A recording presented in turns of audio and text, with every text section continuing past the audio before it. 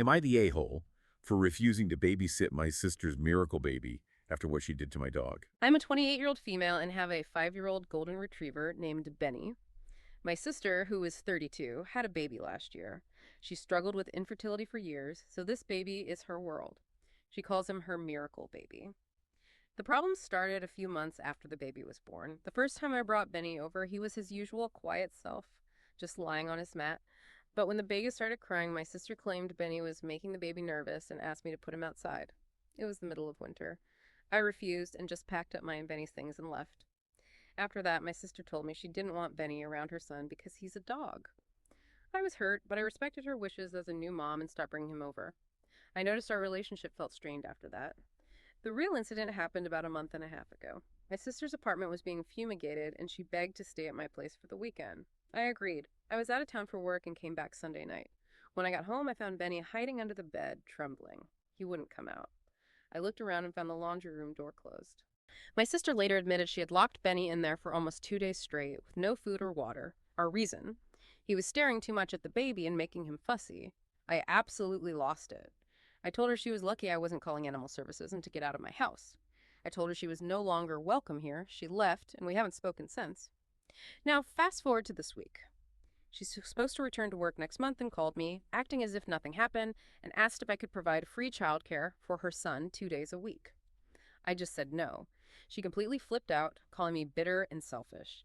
She said I was punishing her for a mistake and that I don't understand unconditional family love because I'd rather hold a grudge over a stupid dog than help my own sister. My mom got involved and is siding with her, calling me cruel for not helping family. My refusal isn't about Benny, not really. It's about the fact that she could so casually and cruelly treat something I love, show zero remorse, and then turn around and expect a massive favor from me. Am I the a-hole? Wow, okay. So, where do we even start with this one? I mean, the part that just leaps off the page is locking the dog in the laundry room. For 2 days. For 2 days, with no food or water. That's not a mistake. That's severe neglect. It's active cruelty. Exactly. And the reason she gives, because he was staring too much. It's so flimsy, it's almost insulting.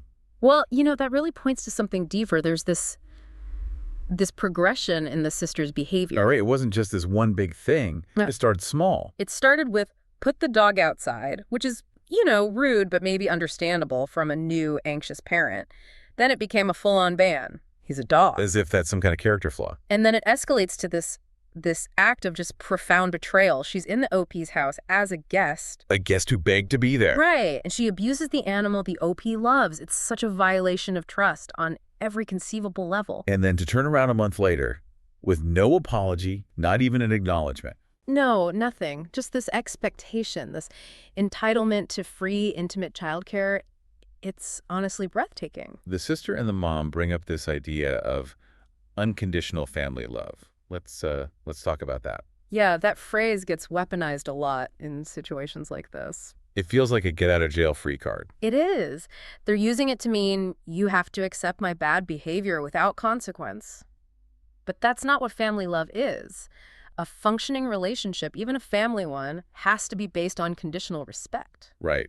You don't get a free pass to be cruel just because you're related to someone. And the sister broke that social contract in the most extreme way. So when the OP says no to babysitting, she's not being bitter or selfish. No, she's setting a boundary. She is. It's a consequence, a direct logical consequence of the sister's actions. I mean, think about it. If you can't be trusted to show basic decency to a dog for 2 days... How on earth can you be trusted with the care of a human baby? Exactly. The OP isn't just protecting her feelings. She's probably questioning the sister's judgment and reliability across the board. The lack of remorse is the key. It shows she doesn't see what she did is wrong. Which means she could do something like it again. Maybe not to a dog, but that poor judgment, that callousness is still there. It's a fundamental character issue at that point. My take is that the key issue is the breach of trust and the callous disregard for a family member's loved one.